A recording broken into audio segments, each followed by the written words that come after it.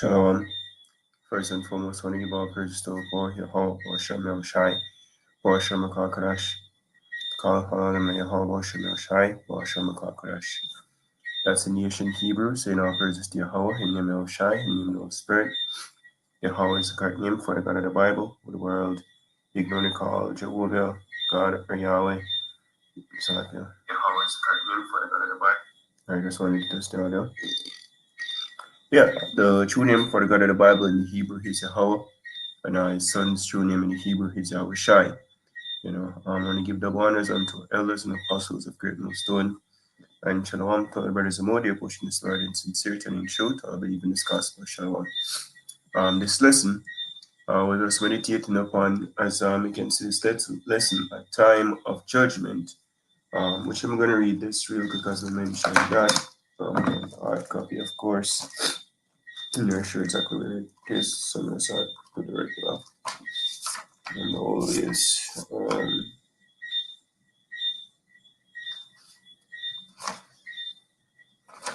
this is Ecclesiasticus, or Sirach, chapter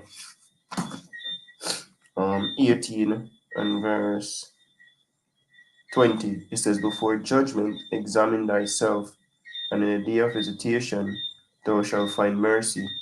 Humble thyself before thou be sick, and in the time of sins show repentance." Let's continue. Main point 24 says that nothing hinder thee to pay thy vow in due time, and defer not until death to be justified. Before thou prayest, prepare thyself, and be not as one that tempteth the Lord. Think upon the wrath that shall be at the end, and the time of vengeance, when he shall turn away his face. And that's what's coming, swiftly, the times of Jacob's trouble. Right, our temptation, Revelation chapter 12, verse 12, about to see God's judgment on the face of the earth. Even America, Mystery Babylon the Great, going to be utterly wiped off the face of the earth by thermonuclear missiles, according to prophecy. But with that, I was basically thinking on judgment in general, and the scripture says we're in evil times, let's get a precept real quick. This is 2 Ezra 5 and 1.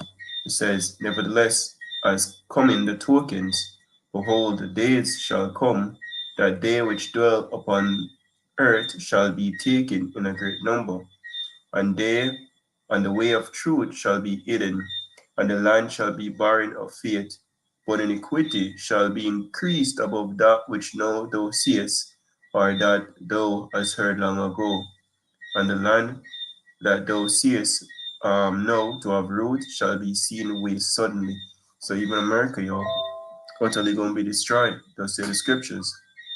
But the scripture says iniquity shall increase, and just for meditating and prepared this lesson somewhat, came across another incident with this school in Jamaica where I think a 6 girls them say, basically beat up on a girl because she stepped on somebody's shoes.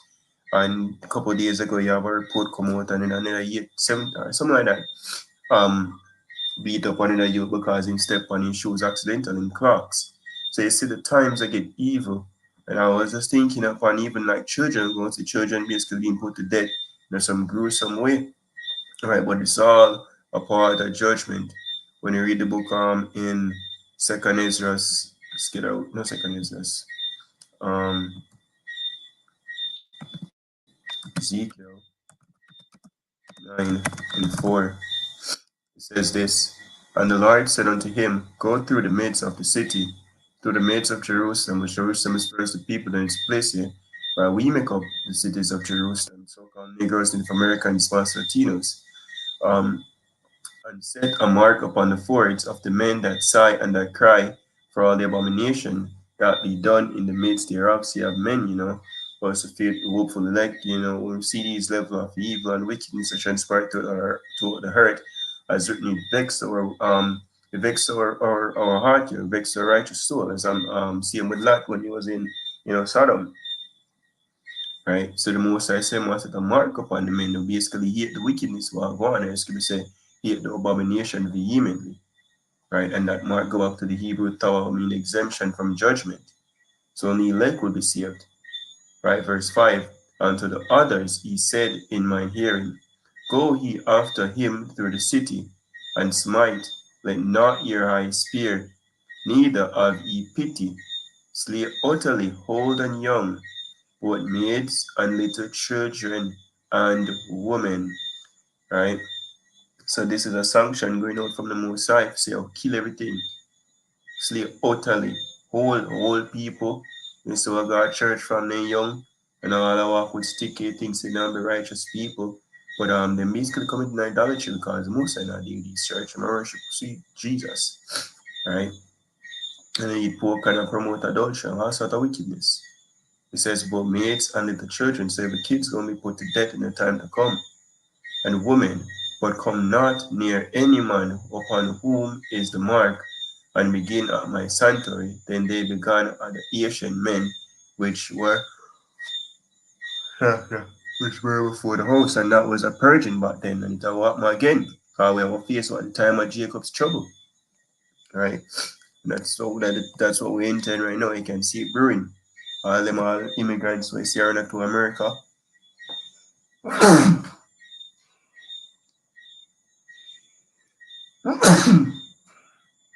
So like yeah. Kind of a bit under the weather. Yeah, but we'll see what now. We'll witness what beginning, of as scripture say, all these are the beginning of sorrows.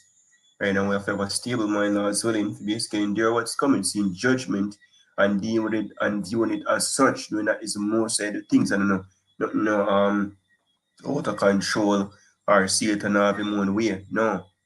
The most I how about Shemel is doing it, right? This is Ephesians chapter 5 and verse 14.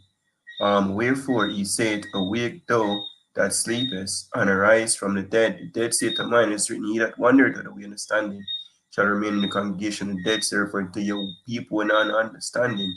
So arise from that and get understanding, get wisdom of the scriptures, that is. And Yahushai, the name of Christ, the one whose true name is Yahushai, that's the title, Christ, shall give thee light. See then that ye walk circumspectly, not as fools, but as wise. So you're not supposed to walk as fools in these times, but wise. And the light, basically, the scripture say, the scriptures, the law is a lamp unto my feet.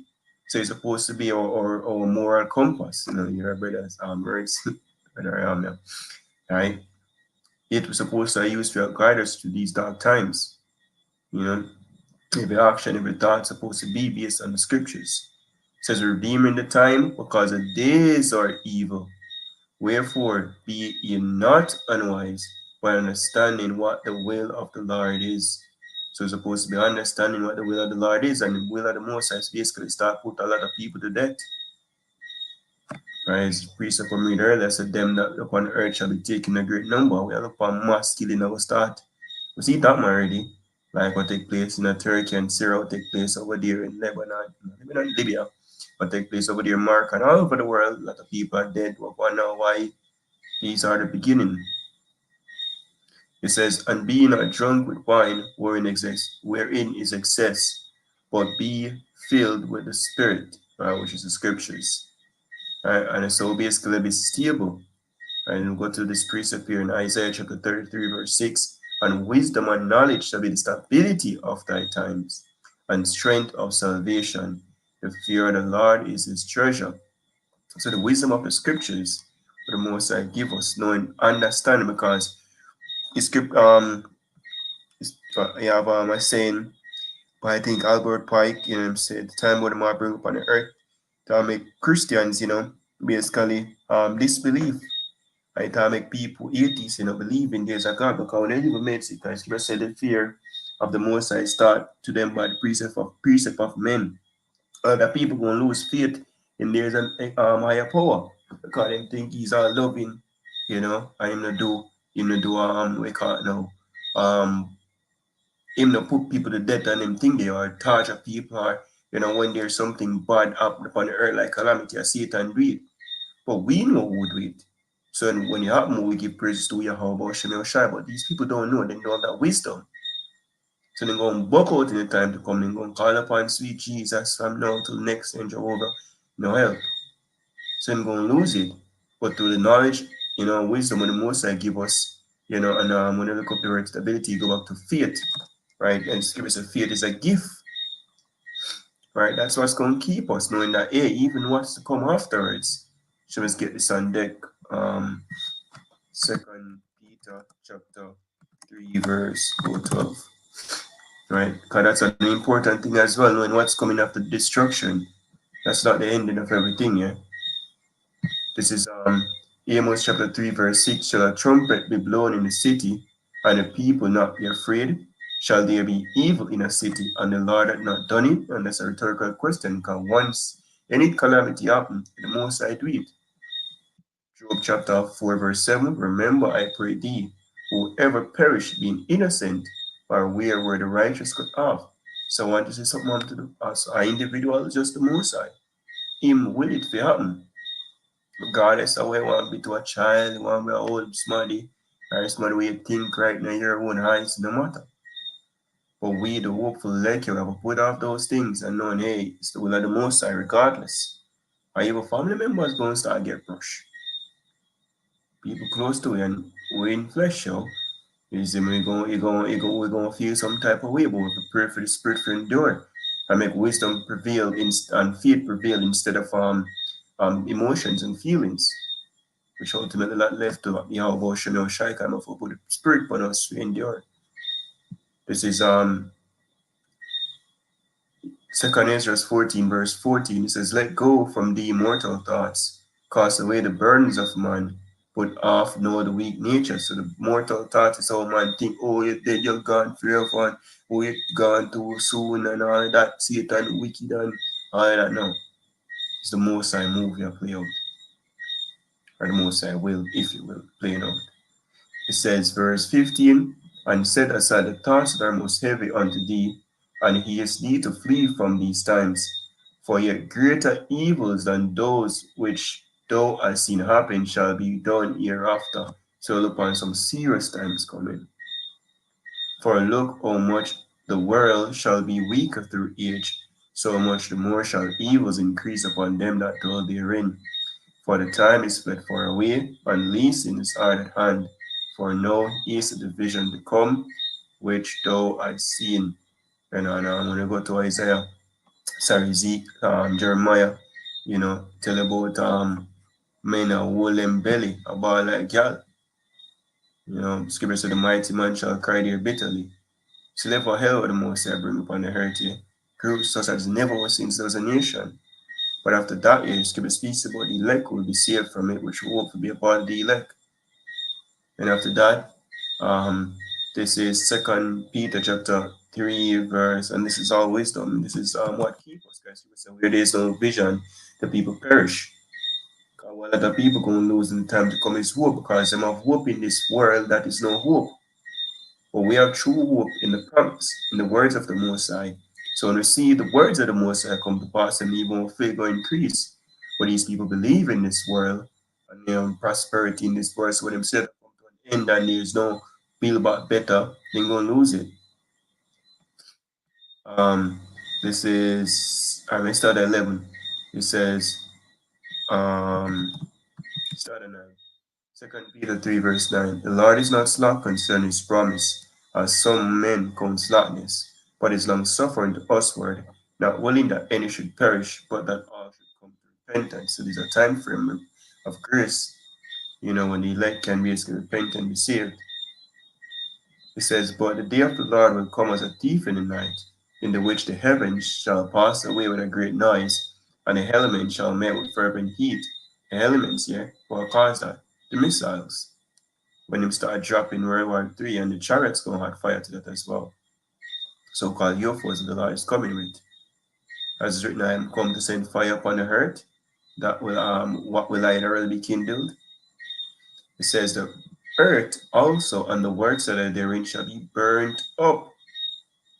Seeing then that all these things shall be dissolved, what manner of person are you to be in all holy conversation and godliness, So if I look upon a great destruction, it's because of the earth or rock to unfold like a drunkard. We're supposed to be what? In all holy conversation, godliness, and look up word conversation, go back to manner of life and behavior. Supposed to be separate, aligned with the scriptures to the best of our ability, of course, because we can't read perfectly. It says, looking for and hasten unto the coming of the day of God, wherein the heavens, being on fire, shall be dissolved, and the elements shall melt with fervent heat.